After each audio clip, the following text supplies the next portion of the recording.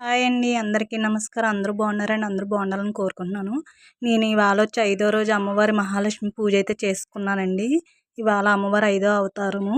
నేనైతే ఇంగోండి వేపాకులతో ఇలా అమ్మవారికి అయితే నేను చుట్టూరు అలంకరణ అయితే చేసుకున్నానండి. ఇలా నిమ్మకాయలతో అలంకరణ అయితే చేసుకున్నాను.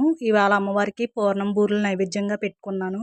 ఇలా కామాక్షి దీపం వినాయకుడిని పెట్టేసుకొని ఇలా అయితే అమ్మవారికి నేను ఇవాళ ఐదో రోజు కుంకుమ పూజ కూడా చేసేసానండి. ఇలా అమ్మవారికి పూజ అయితే ఇలాగ అయిపోయింది.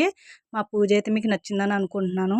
అలాగే నిత్యం కూడా ఇలా అమ్మవారికి నేను ఇక్కడ దేవుడి గుడి కాడ కూడా వేపరబ్బలతో అలంకరణ అయితే చేసుకున్నాను.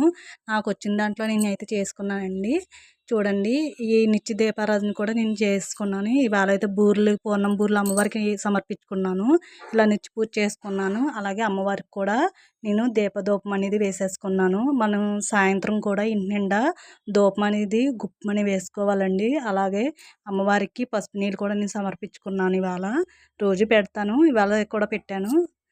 చూశారు కదండి, నా పూజ మీకు నచ్చిందైతే అని అనుకుంటున్నాను. మా అమ్మవారు ఇవాళ ఆ వేపాకులు, నిమ్మకాయల్లో నాకైతే చాలా అంటే చాలా నచ్చిందండి. ఇలాగే ప్రతి ఒక్కరు పూజ చేసుకోవాలని కోరుకుంటున్నాను. ఇలాగే ధూపం కూడా నేను పెట్టేసుకున్నాను.